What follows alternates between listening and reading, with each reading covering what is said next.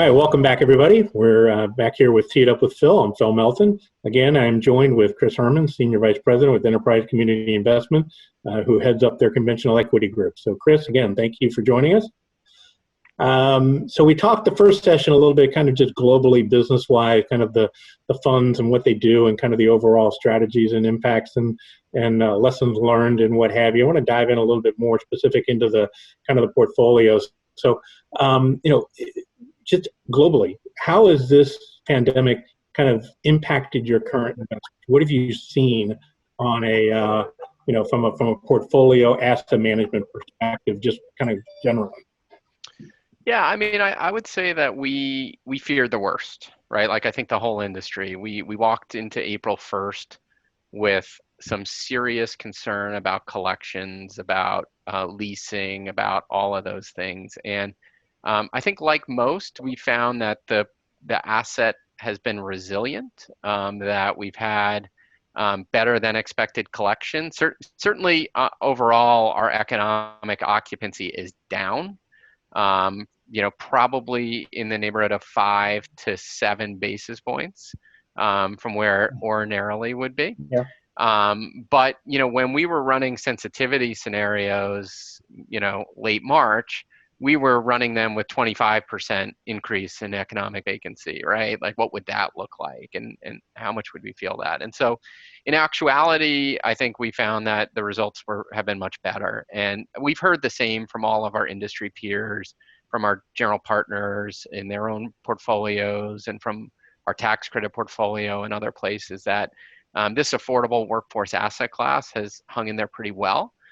Interestingly, when the CARES Act was being considered and it was becoming clear that that was coming into law, we as a team ran some analysis on what the sort of enhanced unemployment benefits could mean for our resident population. So we went state by state through the unemployment benefits and added the $600 CARES Act supplement. And what we found was that for the most part, to the extent you could qualify for unemployment based on what work you were doing, and could access it, right, the system would work and you'd get the result, that for the most part, our tenant profile would have 100% of their income replaced temporarily by unemployment. Now, it's a complicated formula, because the reality is you have health insurance costs that you might not have had to bear to consider, but simply we were looking at that and saying, our tenants might fare okay under unemployment, and therefore have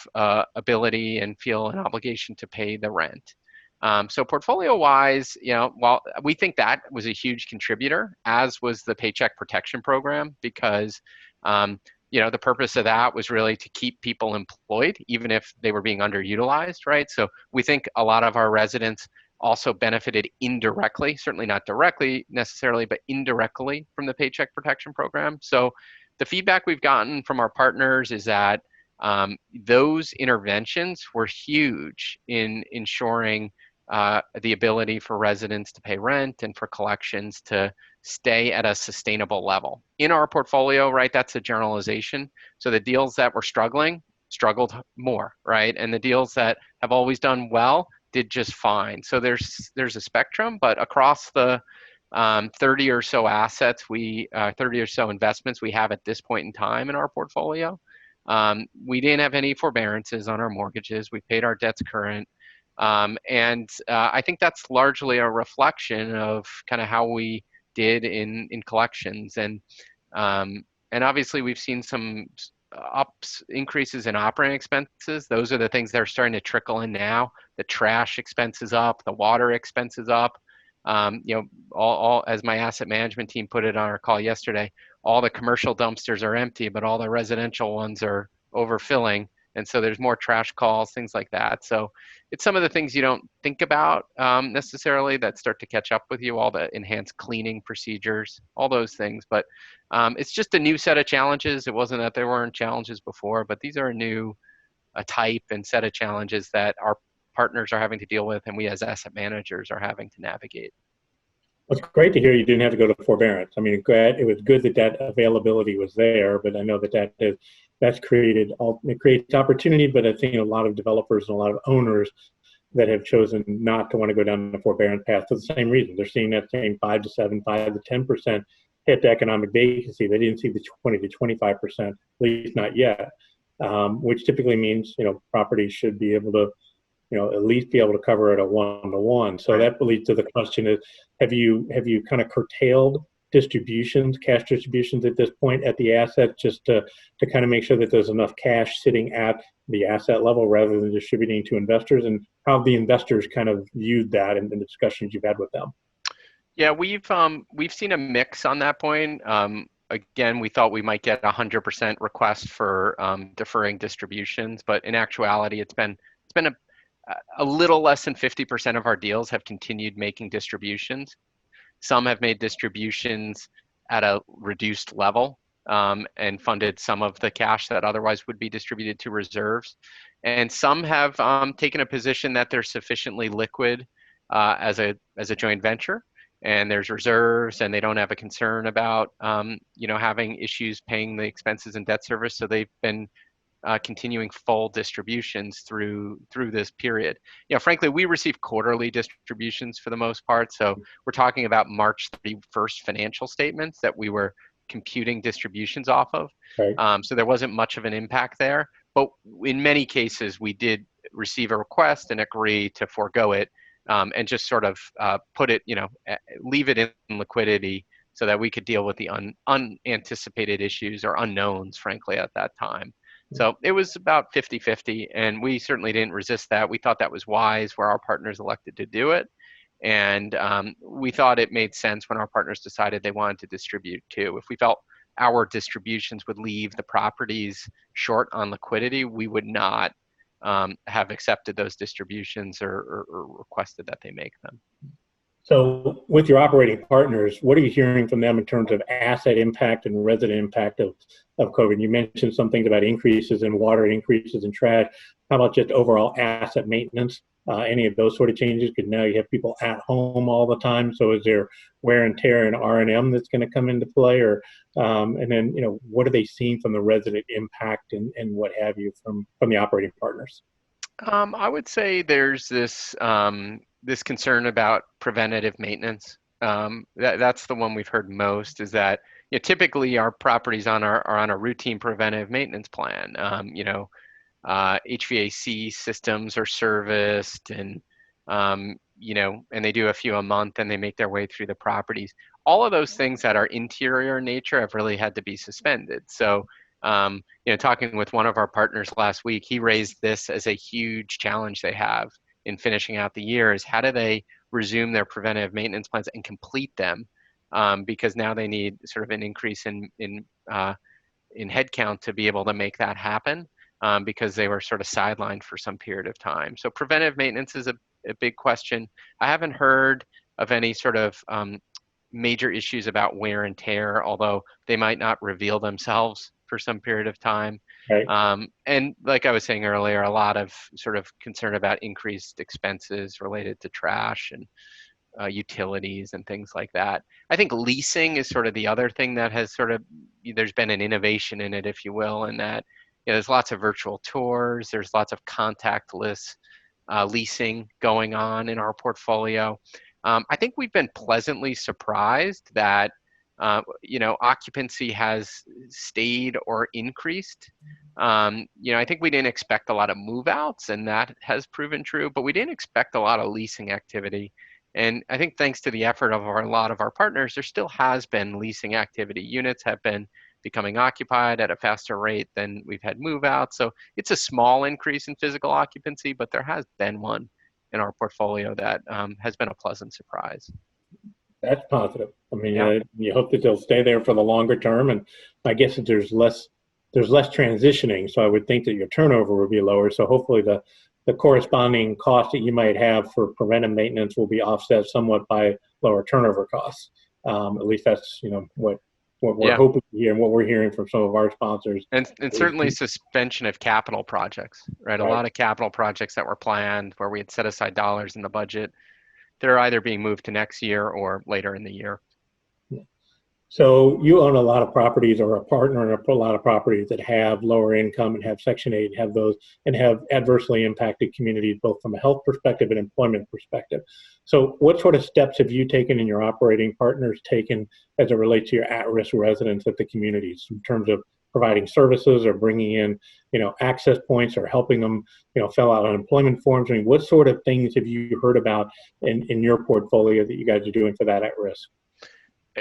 I would put in two categories. One is sort of health and safety, right? We have senior assets in our portfolio, and from the beginning of March, we and our partners had implemented real enhanced cleaning protocols, just closing community space. I mean, all the things that are obvious in hindsight, but at the time, we're sort of rather forward thinking, right? Like, let's shut down the office to walk-ins. Let's shut down all the community spaces. I mean, that is pretty unanimous now in multifamily, but in early March, we started to see that happening at our senior communities, and then in the family properties as a follow-up, and just making sure we as landlords and owners are doing everything we possibly can to keep people safe and to prevent outbreaks in our communities. Certainly, there's no escaping the virus, right? And no matter how much you can do, there's a limit to how much you do. There's a limit to, how much you can control. But we were really pleased with how our partners stepped up, got out ahead of this, and in many cases, we're really creating the protocols that have been really widely adopted in the industry for managing apartment communities. And that extends to residents, but also staff, right? We have managers and leasing agents and maintenance techs at these properties who they're on the front lines, right? And I say that very seriously because they have a responsibility to keep these communities and the residents safe, and also keep, and we have a responsibility to keep them safe. And so that's been a huge part of the response. On the other part that you asked about, just which would really be services, they focused mostly on connecting people to resources. There is,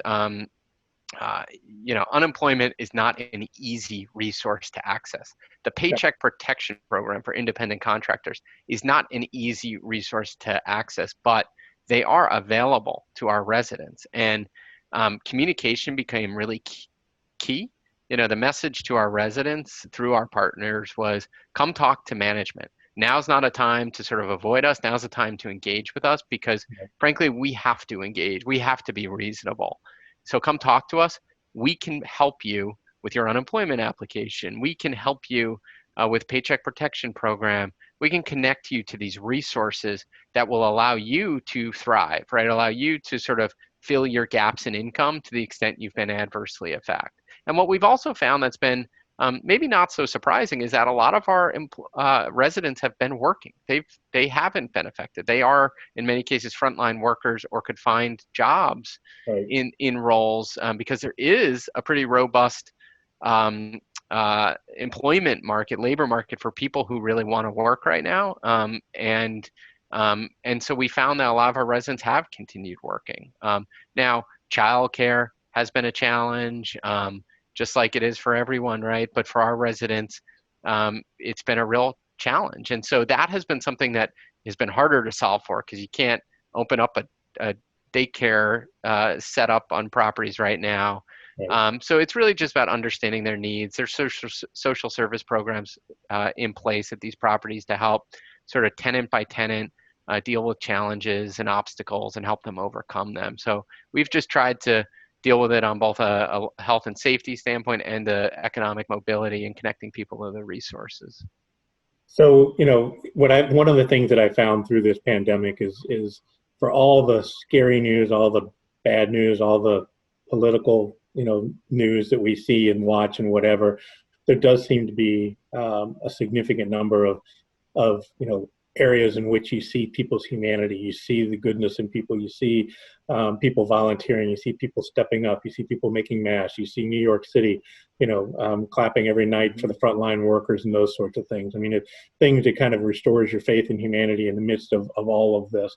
have you heard any things at your properties or experienced anything there or from there or within the enterprise umbrella that, kind of you've seen those sort of things the same way, that goodwill, that community spirit that kind of stands out to you? Absolutely. I mean, I think you see it everywhere you go right now, whether it's in your personal or professional life. And, it really sort of, kind of reminds me of times of the past when there were sort of major social or economic challenges and people step up, right? People who can step up. And we've seen that through our partners organizing food drives for residents, from our communities, helping their neighbors, our elderly neighbors, get food for, necessary transportation for medical, at senior properties. The stories go on, and it really, it is very heartwarming to see people really volunteer and step up in their own ways. And I think, you see it as owners and landlords, as property managers, but when you see it as a resident, right, residents helping other residents, I mean, that's really pretty special. And so have been really excited to see that in our own portfolio. Excited to share, we always do an annual report for our investors that includes a social impact section. And I think next year's will be fairly rich in content. Because those are the kinds of stories that we like sharing with our investors and our stakeholders. And they're always there. They always exist in the portfolio. But in 2020, I think we'll see an uptick in that section of our annual report. And it's really exciting to see. I agree with you. Even in the midst of everything else, it's nice to see those things kind of come to light and to be able to recognize those. And talk to a couple of my clients who, are now doing kind of newsletters or shout outs to their staff and to residents and what have you, just for that particular purpose, because it's not all doom and gloom. It is people that are reaching out and helping other people when they know they need it, and showing that they can think outside themselves rather than just being stuck kind of in the fear. And I think that's positive for us to see as a society. So, well, Chris, I appreciate all your time. I was going to end with a question here, and just to kind of a more fun one is, what are your top 2 places to go vacation? I have 2. We're repeats. Actually, one would be Montauk, New York, where I happen to be right now for the week on a semi-vacation. Yeah. And the other is Sanibel Island, Florida. Yeah. So those are our 2 go-tos every year. It's our routine. Awesome. Well, terrific. Well, hopefully you get able to get down to Sanibel. That sometime. One got canceled this year. So yeah, not surprised. So anyway, appreciate it again very much. Again, everybody, we've been here with Chris Herrmann, Senior Vice President of Enterprise Community Investment. Thanks again for joining in. Hope to see you on the first tee somewhere. Thank you much.